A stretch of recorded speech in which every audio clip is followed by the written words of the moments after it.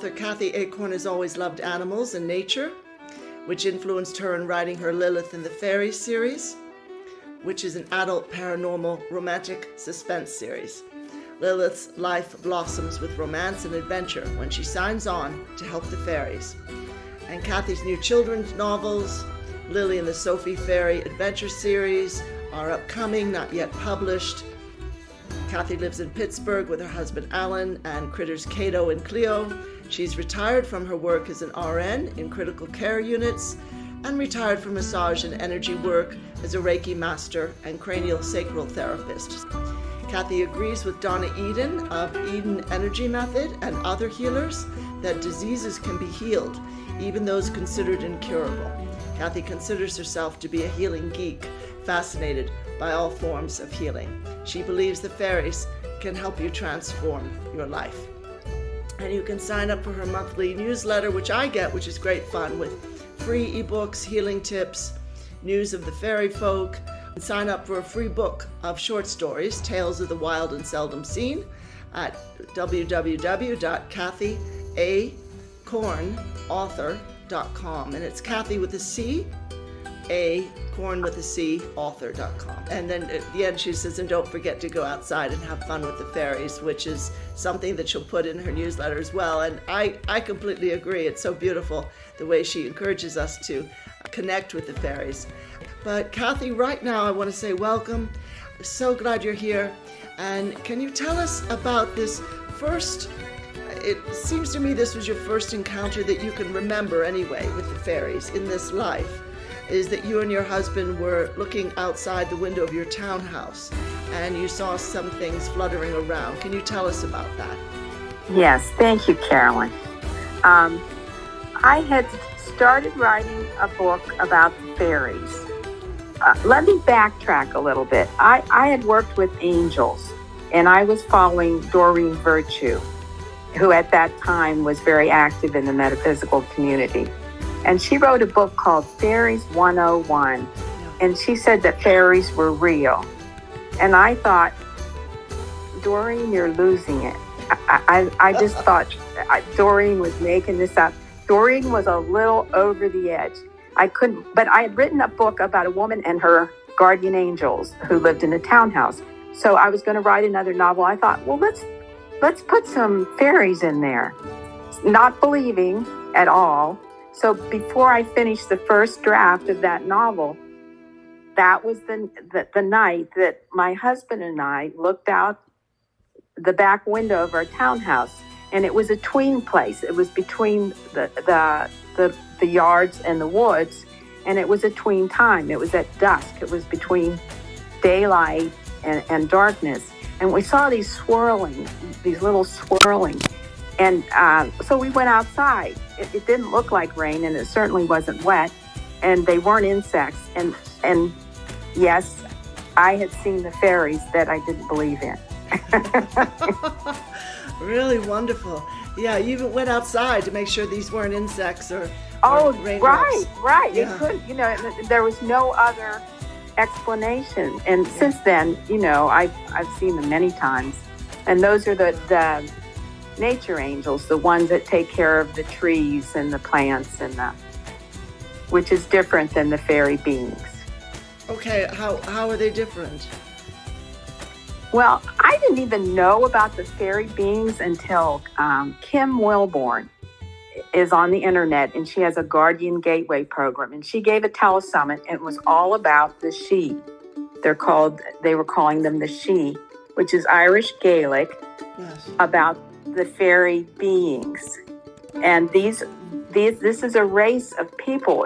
It's not little Tinkerbells, and that we were once connected, but we chose to come into the physical world and become more physical, and the fairy beings have stayed in a more, they're more from the stars. They're energetic. They don't have bodies the way we do. So that's the difference, and that was like a light bulb coming on when I learned about that. Well, you even got photos of some of them flying around in a sort of auditorium or something where you went for a concert, And Cathy has shared these with her readers. If you sign up at, Cathy A. cornauthor.com, you'll get on the newsletter, and really cool stuff like that. She'll share. Yeah, it's amazing. And I look back at some of my older photos and I didn't notice it. If you look at your own photos that you take outside, now it's unusual that was inside an auditorium, but it was for an Ancient Aliens show, so maybe it wasn't unusual. Okay.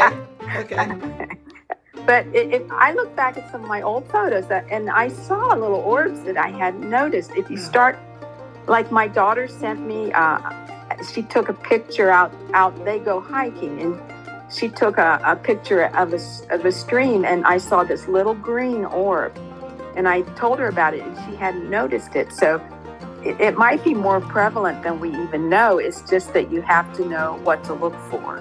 Yes, I agree, absolutely. Well, let's look at the Lilith and the Fairies book series, which is really wonderful. And how many books in that series so far? Are there 4, 5, 6? How many? I've written 4, and there will be a 5th one when I get around to it. Well, I've been reading the first one, Blue Moon over Madagascar, Lilith and the Fairy series number 1, book number 1, and it's really good fun, and I'm really enjoying it. And I like, Lilith. The lead character is called Lilith, and she owns a bookstore and is a writer, but hasn't published yet, I guess is the thing. And she goes outside to her garden, and she sees something flying. She sees something that's sort of fluttering and flying, and it's pink. It's not. She says to herself, that's not a firefly. And when she goes closer, she meets this fairy who's sitting on a leaf or what have you, and is kind of amazed and thinks maybe she's just sort of making all this up. And then she hears a voice that says, I'm a fairy, you know that, you're not crazy, more like awake, and asks this little creature's name, and she says, Florinda. I'm actually quite large by fairy measurements. And Lilith wants to know why Florinda came to her. And she says, creatures came to us for a reason. She'd learned over her 42 years of living. And Florinda says, why shouldn't I come to you? You take good care of your garden. We approve of that. Even better yet, you love the animals, the flowers, trees, just as we do. And Lilith is thinking she'd heard of fairies all her life, but she never expected to see one, let alone converse with one. And then she says, or maybe she had seen them as a small child. Hadn't her father talked her out of them? A child's imagination, he said, nothing real. Crazy to talk about fairies and such nonsense, which is why I feel children drop their ability to see the fae, just like they drop their ability to see angels, or maybe great-grandparents who are visiting, because somebody tells them that's nonsense, that's impossible, or you just made it up. And I think all children have this ability. There's even a documentary, I can't remember the gentleman's name who created it, about fairies, and he was asking children, I think he saw them when he was little and then he lost the ability, but he was asking children, how do you see fairies? And it was fascinating, the things they were saying. Like, well, one little boy said, if you just sit there and stare at a plant wanting to see a fairy, you probably won't see one. Meaning you have to soften your eyes. You can't go about it scientifically. And it's more something you feel in the heart space. And people who have learned, I know in Ireland, there's a gentleman whose grandmother taught him how to, as the narrator, this documentary, in fact, he was in this documentary, and the narrator said his grandmother had taught this young man how to see through his heart. And I thought that was really beautiful. And he was pointing out where the fae were as they were out near a creek and near a huge tree, etc. And of course, the camera didn't really pick it up, but you did feel their presence. It was really beautiful. And then Lilith is saying, how do I hear you? I hear words in my head, in my thoughts. And Florinda says, yes, exactly. It's telepathic. You've developed your psychic abilities. It's how we communicate with the plants and animals. And then she says a few lines down, we're caretakers. We have the fairy realm. We look after the plants and trees, animals and insects. Like your guardian angels who guide people, we tend to nature. Nature spirits. I'm a spirit. And I thought this was really lovely that she explains all this, and then Florinda later says, I've spoken to you before, but you were so deep in your thoughts you never heard me. And then she says, you have the heart of a child. We fairies don't find many like you. You're rare. The animals have always loved and trusted you, and so do we. Now that's very, very interesting. And my question, Cathy, is do you feel like humanity is turning back toward the ability to connect with nature spirits now that, the divine feminines return to the earth and people are becoming more conscious and aware? I'm just wondering what your take on that is. Yes, I think so. Because, as you know, all of us, our vibration is raising, everybody. And as you become more sensitive to energy, that's what's been happening to me. So as we become more sensitive, we're able to perceive more and more things. And then, when the lockdown for COVID, one of the good things about it was people got out in nature and people went back to nature and things got cleaned up. And people had to think about things. They had to look at their lives. And I think that more and more people are starting to become more attuned to the outdoors and to nature. That is wonderful. That is really wonderful. I feel a whole movement growing where parents are trying to get their kids away from screens and more outside and out in nature. I do see more awareness of that, even though some might say it's a hopeless case, but that's what was interesting. I think the dolphins even came back to the canals in Venice, and the water went clean.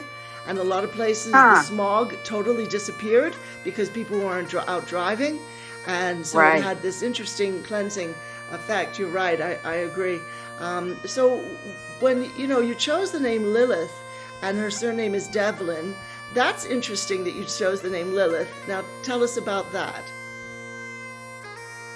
I don't know where it came from. I think it's a famous fairy name. Well, and it's in the Jewish Kabbalistic myth as well. Right. I knew there was something called Lilith Fair too. Yes. There was. Yes. It's just a name that came to me. Yeah. No, I don't think that's accidental. I think they gave you that name. Yeah. Mostly I'm given information, and I try not to mess it up too much. So you channel at least some of what comes to you for these books? Well, Eckhart Tolle says that if you think when you're writing that you're writing cheap fiction. He says if you don't think, then it's literature. And I don't, especially now. In the earlier years, maybe I did more so, but I read what I wrote the day before, and then the words start coming. I'm mostly an editor. I have to go back and edit things. Yeah. But I do think the words come through from whoever the muses are. I don't ask questions. I just put the words down. But it's been so much fun. It just, for people who need to write, it's very therapeutic. Our co-host Randy has just sent me some famous photos of some fae, and they're tiny. Oh. Now, from what I understand, I'll send them on to you, but from what I understand, sometimes the fae can be like, I remember Doreen Virtue saying they could be as tall as, say, a 5 or 6 year old child. Some of them are taller. And as far as the she are concerned, which of course is spelled Sidhe because it's Irish, Celtic Irish, as far as they're concerned, they can be our height. They can be tall. Yes. And Yes. I know that And people... shapeshift. And yes, shapeshift. and shape... exactly right, and shapeshift. I know people have seen them in Sedona, and I know that people see them. There's certain places upstate New York. I remember Sylvia Brown, the psychic, who died about 10 years ago. She said there are places in upstate New York and also a place not too far off, I think in Ontario, across the line there up into Canada, where she would just get so many stories from these two places about the Fae. It was just astounding how many people. And then she and her husband one time were in Ireland, and she was talking about the Fae, and he said, this is, I don't know which husband this was, but he was saying, oh, that's just, total BS, there's no such thing.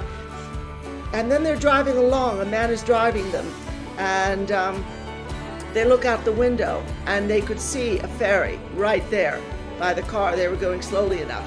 And she just turned and grinned at her husband. He said, oh, all right, don't act too triumphant, kind of a thing. And then she said to the fellow, I think I just saw a fairy, the Irishman who was driving them. He said, oh yeah, you'll see them all over. And I don't know, Omina, our friend Omina who did the meditation is from Ireland. Have you actually seen Fae, or do you generally just feel them? Or tell us, what your experience. No, what I have, I grew up all about fairies. We grew up being afraid of the fairies. Yeah. Wanted to play with the fairies because we were threatened if we were bold, the fairies would take it away. So I've taken photographs of the fairies. Wow. Cool. And I can feel them because they mess with me all the time. when they hide my stuff. Yeah. Right. And then I either threaten them or coax them or love them to death, and they bring it back. Yeah. They're very real. Yeah. The leprechauns are real. The fairies are real. They're all real. Yes. I'm going to tell this story to you, Cathy. When I was a little kid, there were quarries, stone quarries. Right. And they came across a huge boulder. And they were warned not to move the boulder because that belonged to the leprechauns. That was their home.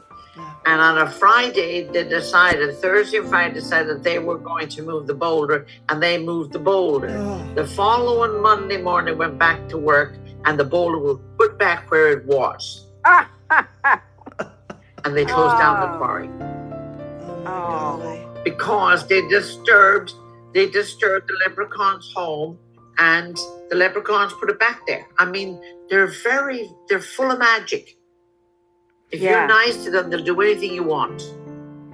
Well, the ones who move... So I am totally all for fairies. Okay. The ones who move the boulder are very, very fortunate that nothing happened to them, because sometimes they would mess with equipment or even injure people who were trying to mess up, say, interrupt one of their paths. That the fairy, I forget what they're called, where the fae would but you travel. Got to remember that. What's that? Yeah, but you got to remember that the Irish believed in fairies. They didn't have any ill intent against the leprechauns. Yeah.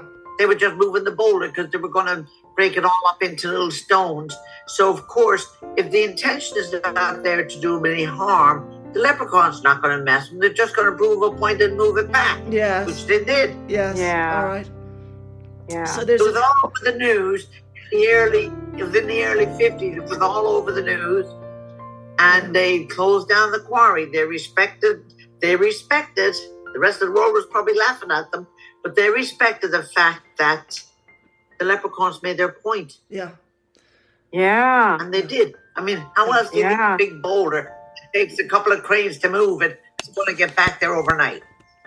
Wow. So, yes, I'm totally in love with fairies and leprechauns, and I respect all their spaces, and there's gardens. I mean, there's all kinds of fairies. Yeah.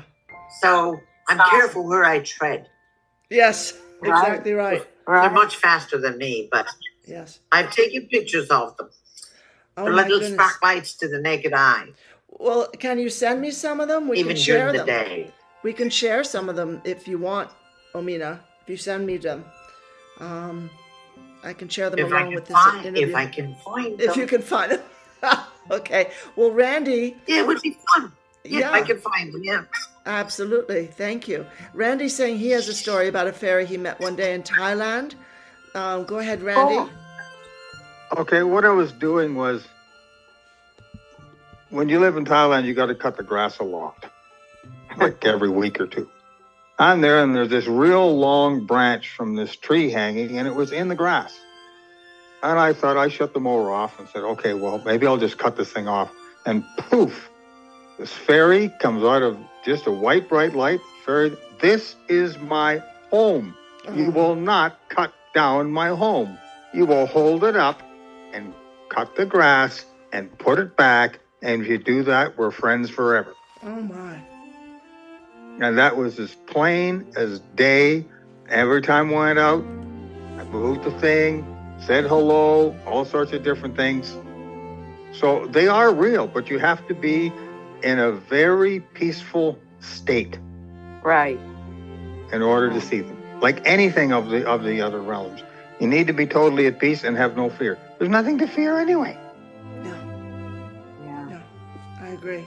Wow, I'm so glad he respected that wee fairy's house. Yeah. Oh my gosh. Were you kind of startled though to see her? No. There was all sorts of anomalies and things and orbs and things moving in our yard all the time. So it was just part of being there. Wow. We had a water monitor lizard just stroll through the thing and bang on the doors, and we took, they're so docile. You just walk up to them, and we thought we'll chase him away by taking the water hose, and he just loved it. We just had to back off, and then he just went out of the yard. If you respect the animals, they won't do anything to you. Right. Absolutely. Yeah. Wow. Well, let's just thank you for sharing that, because it's quite something, Randy. And again, I'm very glad that you had respect for that being's home. And I can imagine Thailand is a fascinating place in a lot of ways. I'm just looking at Blue Moon over Madagascar, which is the first book in the Lilith and the Fairy series by Cathy, and all her books are on Amazon. Isn't that right, Cathy? Are they all? Yes. Yeah. Yeah. And the ones that are published. Yeah. High ratings from readers. And so we're just looking at, Devlin is quite an Irish name. And this character, Lilith Devlin, after meeting Florinda, everything starts to change for her.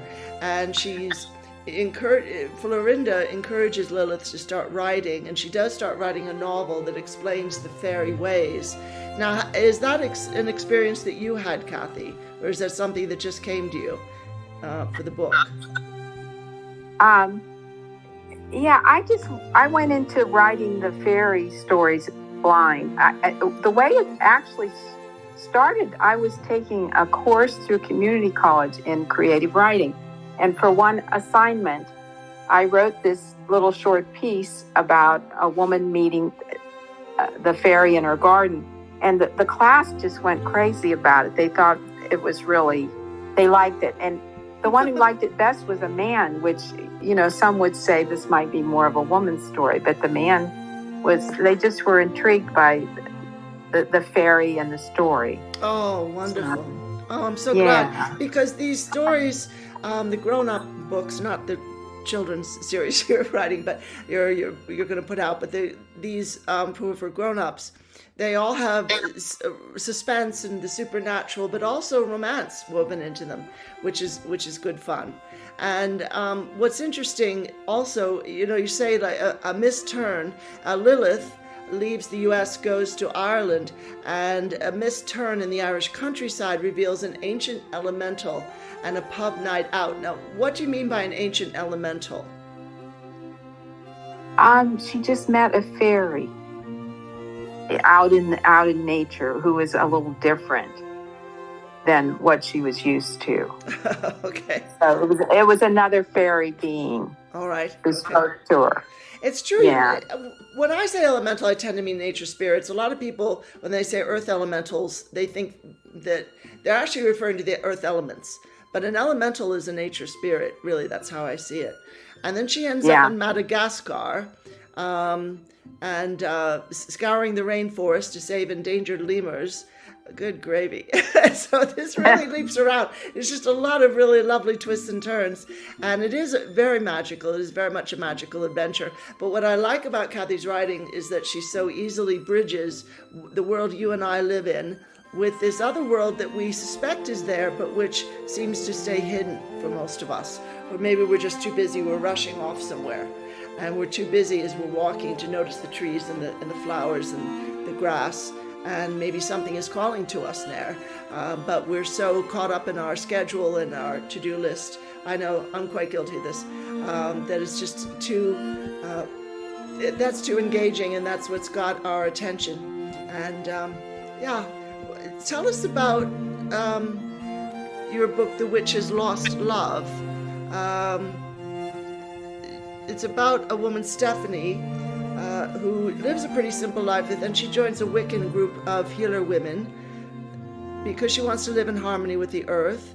And then everything starts to change. One of the circle members disappears into thin air, and they suspect foul play. So what was behind this book, or what did you most like about it as you wrote it? I went to a yoga class in Pittsburgh. It was Lilius, what's her name? Lilius Folan. She's kind of well known. She's up there now in age, but I went to that, and there's this woman sitting on this little rug, and I met the character who's in the book, Isis. I met this woman, and I started going to these meetings of the Wiccans, and I suspect a lot of us who do healing work now in other realms are these healers are like the wizards of their time. They were the village healers. Witches have such a bad rap. Yeah. You know, all the stories about witches, but these Wiccans, and there are other types of witchcraft, but I'm talking about white witchcraft. Yes. Too. It's about living close, using the moon, the phases of the moon, knowing actually the plants can talk to you and catch your attention. Using a lot of them are herbalists. So me joining this group, I learned a lot about this, and then I decided to write this novel about, and it's probably the least supernatural of all the things I've written. It's more about the historical period too. I don't write about it, but it's referred to. It's called the burning times, when these women, mostly women, some were men, were tortured and put to death, and they hadn't done anything wrong. Yeah. So it was fun to write. Yeah. Yeah, despite the intensity of that issue, it looks really quite amazing, because it's called The Witch's Lost Love, and then the subtitle is Supernatural Beyond Time Romantic Mystery, or that's the description. Sorry, not the subtitle, but I love that, a Beyond Time Romantic Mystery. Really interesting. Now, Murder Through the Looking Glass, Supernatural Beyond Time Romantic Mystery. So is that is this a series? No, those are my two standalones, The Witch's Lost Love and Murder Through the Looking Glass is about a psychotherapist who moves into this Victorian house outside of Pittsburgh, and she has her little dog with her. She counsels people who have trouble with relationships. Meanwhile, she can't do it herself. She just can't ever do a relationship with a man. So she moves in here. She thinks she's going to live happily ever after with her dog, and she crystal ball gazes. She likes to do all these funky supernatural things. She sees that she lived in this house before and she was murdered. So unless she figures it out, it will happen again. So that's the story. And that was real fun. It was real fun. Some of the guys in the story, there's several different guys. They are guys that I dated. They may not know it, but well, hopefully. I had a lot of fun. I had a lot of fun. 'Cause I Hopefully got these them aren't back. really- I got them all back. Okay, yeah. That's funny. But some of these characters here, some of the men who you know, she's really kind of secluded. She's decided she's never going to get involved with anyone again. And then the description says suddenly men materialize out of nowhere after she moves into this huge Victorian house where she lived in another life. And one comes in who's a dead ringer for the 1940s boyfriend she knew when she was a big band singer when she lived in the house before.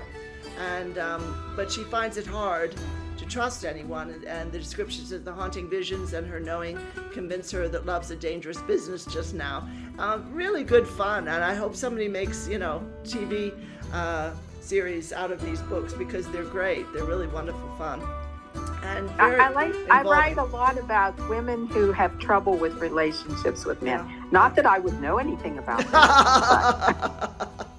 Well, you've been happily married for a while now, but yes, I think, you know, most intelligent women are going to have a few questions about things. They're not just going to sort of roll along in life.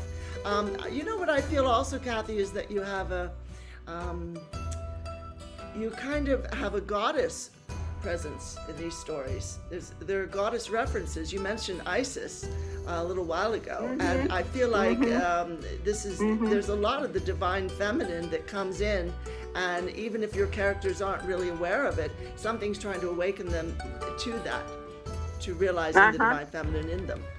And I never thought about that, but I think what you're saying is probably true. Yeah. That's interesting.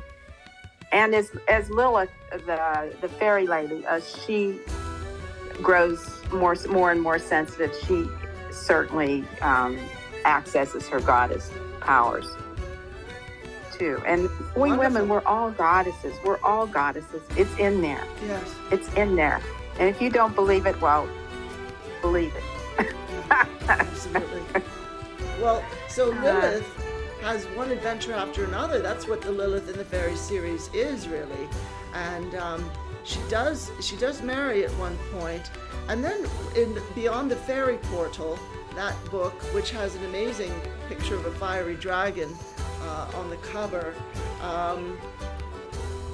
then the description says as soon as Lilith and her fellow Adam are married, Merlin entices Lilith through a fairy portal behind the new house, says he needs her help in building Stonehenge, a site she's longed to visit.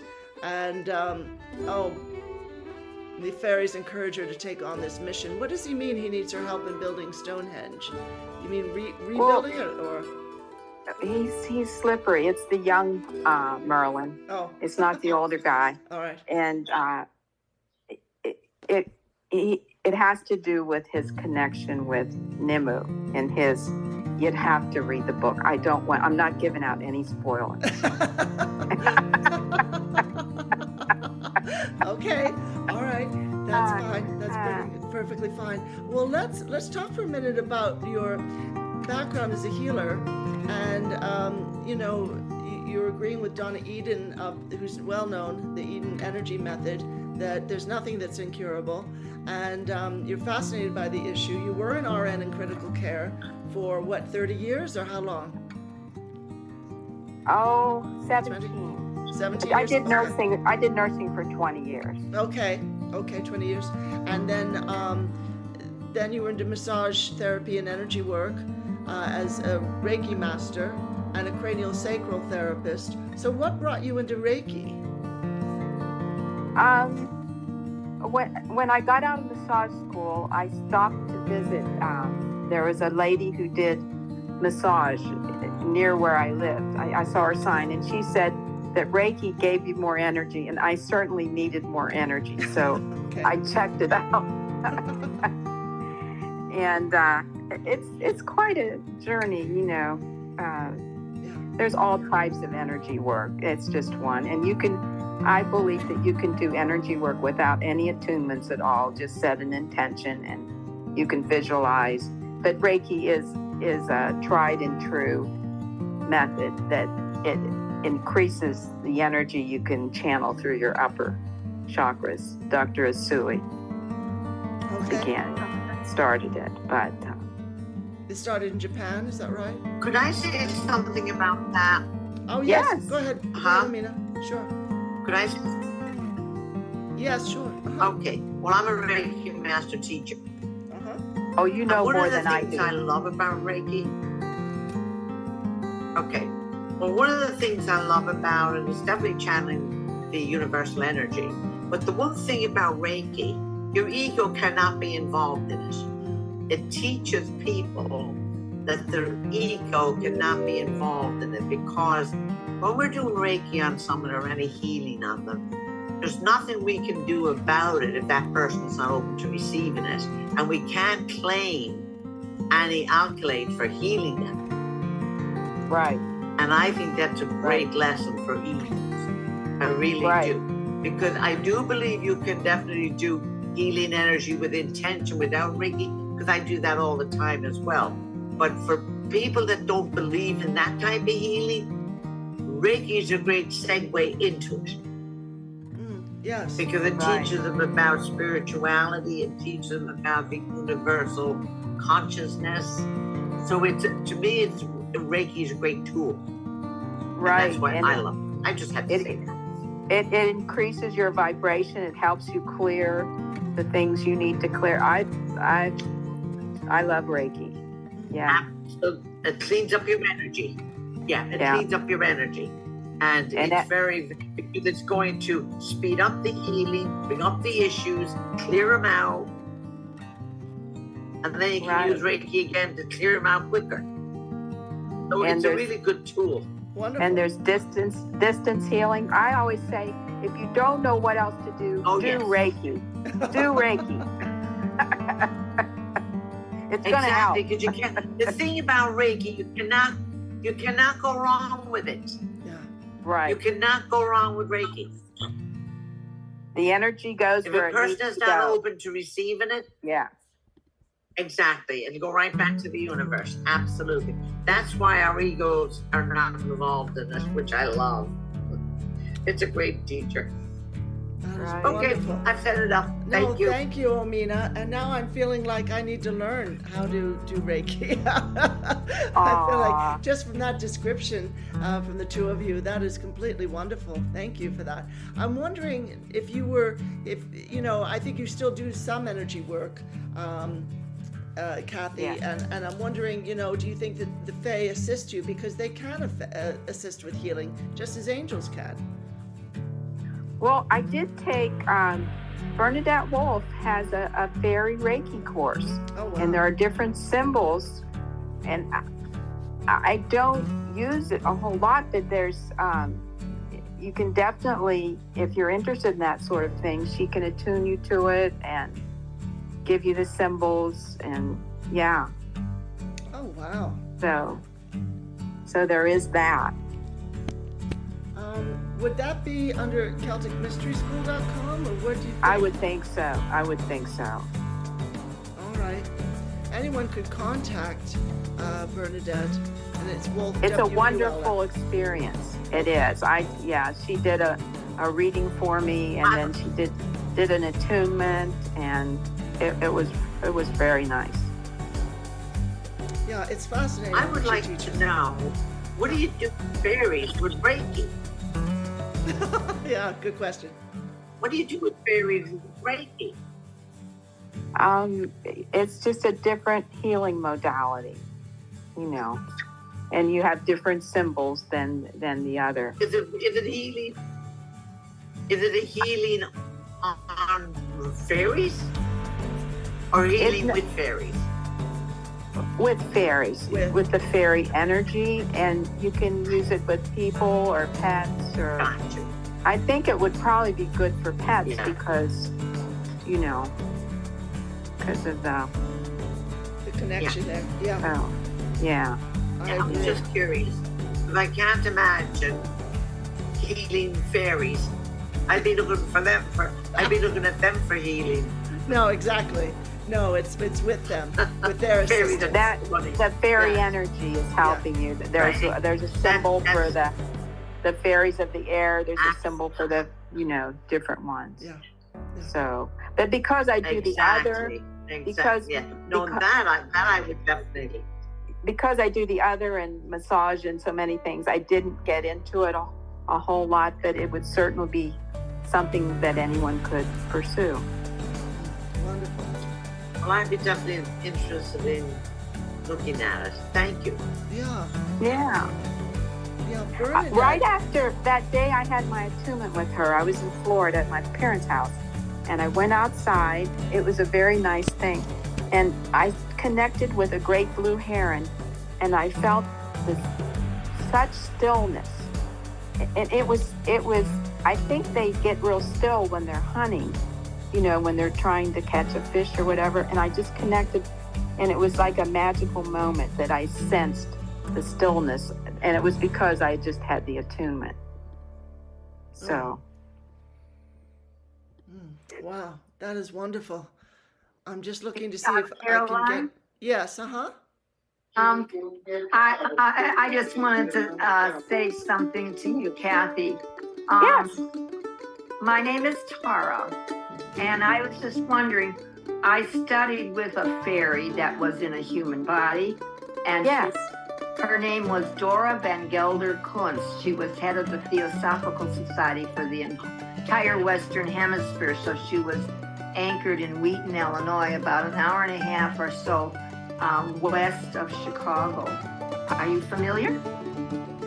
Well, I'm wondering, someone told me about a book that a lady had written, and it seems like that might have been the name that he gave her. The book she wrote was Autobiography of a Fairy, and she wrote it about herself. Yeah, that sounds really interesting. Yeah, I read it to all the people that we have conference calls, you know, like today, and then we have another one on Friday and another one on Saturday. This is about 10 years ago, but I read the whole book to the whole, and it's just amazing because I was honored to be part of. I was attending Governor State University, and there was a lady there that she was a 33rd degree. What do you call that? Mason. Yeah. 33rd degree Mason, and I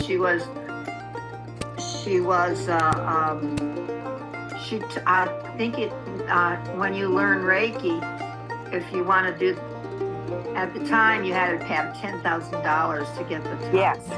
Yes, I remember that, right. But she recognized me, and she did the first degree and the second degree with me. And I didn't have 10,000, but she was able to, because she was a 10,000 master Reiki, she could teach me and do it with me and give me the first and the second degree. She recognized my energy and what I could do, and so she drove me. Governor State University is about an hour and a half south of Chicago. And I told you the Theosophical Society is an hour and a half west of Chicago. So we got in the car at 3 hours before to get there to her session. And there were all these doctors and nurses and professional people, and naturopaths and napropaths and all these other kinds of, and me. And she showed us her aura. Everybody could see. She manifested for us her aura, and we got to see that. Wow. And then she said, you can learn to see the auras of people that are in the room, and you just invoke the highest good so that you can work on their aura. And that's what she paired us off in twos. And so one person, and people were in a place where the doctors all told them to make peace with your God and go home and die because we can't do anything for you, that kind of thing. Yeah. Right.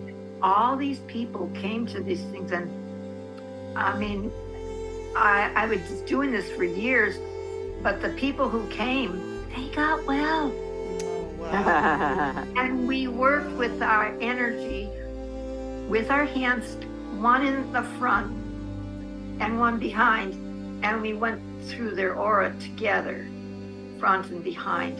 and they could feel it. They could feel everything.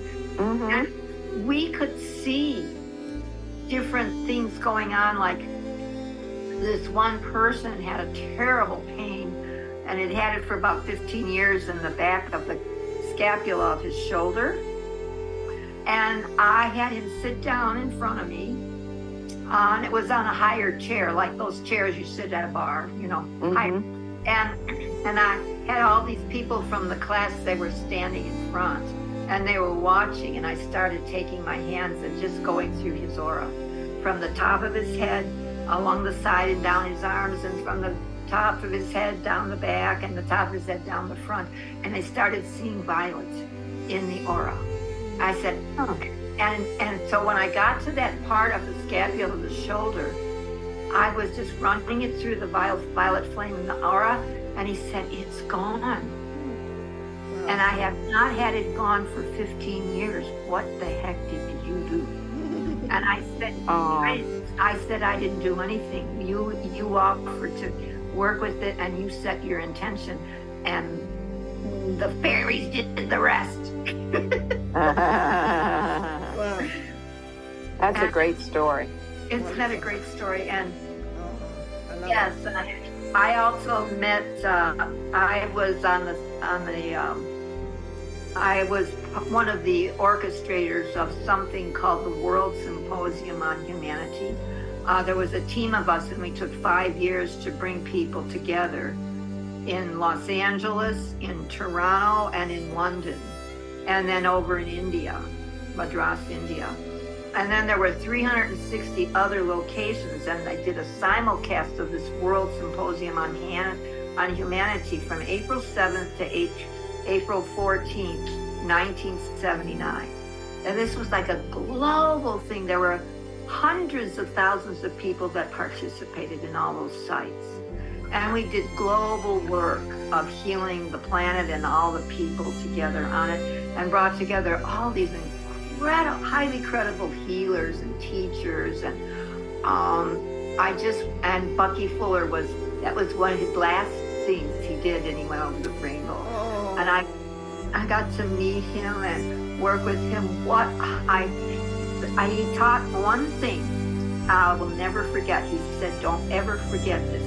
Triangles hold their shape. Yeah. And he built these domes, and the domes were built connecting triangles. It built a spherical sort of building out of triangles meeting together. And I really got it, that if you want to heal whole, work with a trinity. That's what they mean by the divine trinity.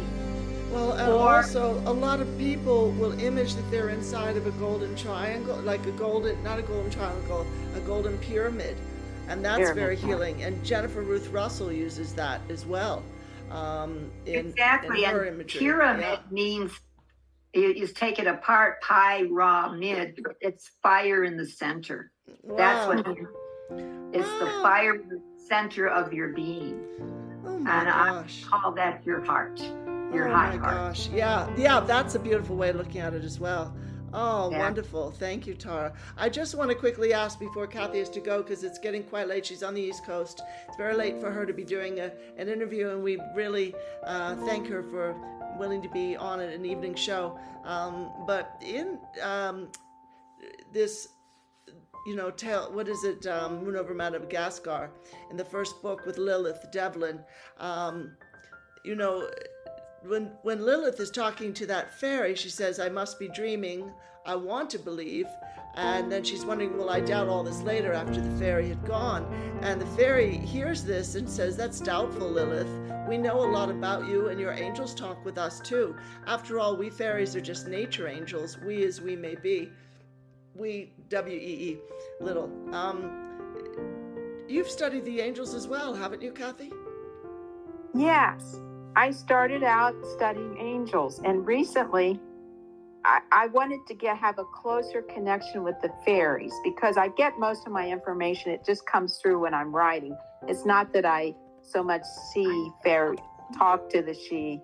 And I decided I needed to have a closer connection with the angels, so I started taking courses.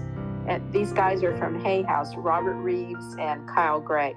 They're both great guys. Yeah. And I started to, and then I went to Florida with my husband, and he got sick and he had to be life flighted, and he was in the neuro ICU. And boy, did I need the angels. Yeah.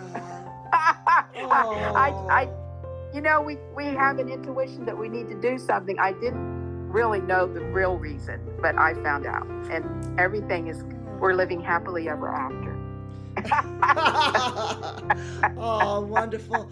Well, again, I just want to give out Cathy's website. It's Cathy with a C, C-A-T-H-Y. A is in Anderson, Corn, C-O-R-N, Cathy A. Corn, author.com. And if you sign up for Cathy's monthly newsletter, which offers free ebooks, healing tips, news of the fairy folk, you can also, once you sign up, receive a free book of short stories, Tales of the Wild and Seldom Seen. And again, you can find Cathy, just look for Cathy A. Corn on Amazon, and you'll see the Lilith and the Fairy series. It's really been lovely to have you on, Cathy. Thank you so much for being here. And as Cathy always says, don't forget to go outside and have fun with the fairies. Amen to that. And thank you so much. Really lovely. Thank you. And it's been delightful to hear your stories and to connect with all of you. Thanks so much. Yeah, we've got some amazing stories from the co-hosts tonight, which have been great fun to hear. So thank you to all of them too. And huge blessings, Cathy. And I hope thank you, Cathy. I really appreciate meeting you. Until we meet again, you come. Yes. Yes. Okay. Yes. absolutely. Huge blessings.